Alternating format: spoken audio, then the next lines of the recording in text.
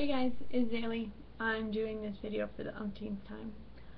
A response to NellaCuriosity's prompt resisting temptation, and how do you do it, or how do you fail to do it? Most of the time it's because I know I'm poor, and also because I am very fickle and flighty and indecisive regarding this hobby. That is how I tend to avoid temptation. It may not make sense to you, but it makes sense to me, and that's the only conclusion that I can draw. I'm sorry if this sounds rushed, but I have been sitting here doing video after video trying to explain how I resist temptation and how my spontaneous purchases, which aren't exactly spontaneous because they're usually planned for something else and I just purchase the thing that, yeah. So it's not really, it's a temptation, but it's not really a bad one because it's not all of a sudden, oh, I want that. Click. Oh, you know, this is gonna hurt my bank account in the end because I wasn't originally planning for this.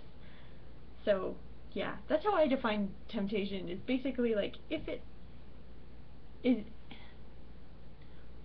being tempted and then following through on the temptation with it actually kind of hurting you in the end.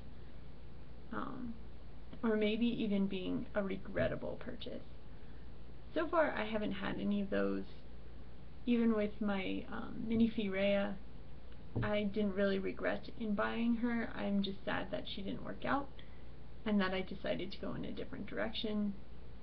But even then I'm not really sad about that. She has a new home. I'm happy for her. Yay!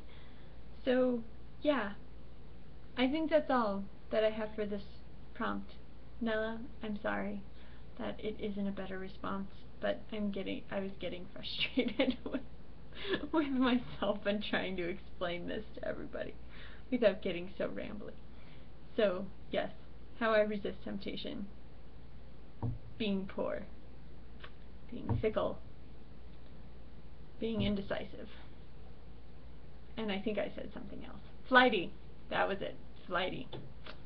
About the hobby. Because my interests change so quickly, and I'll see something, you know, I'll look at one doll and be like, oh, I really like that doll, and then I'll go and I'll look and oh, I really like that doll, you know, so it's always changing, and unless there's a sculpt that I see and have a constant want, or even like an accessory, a dress, something, if I see that and I say, I really, really, really, really, really, really want that, then I'll start saving up for it, but otherwise, I just don't get that tempted in this hobby because there's just so many things in it that, you know, yeah, you may not get what you want, but there's something else that comes along that you want, and, you know, who knows, if you miss out on getting the thing that you wanted when you wanted it, you might be able to find it on the secondhand marketplace, or, like, for example, I really want a, you know, a Lucis.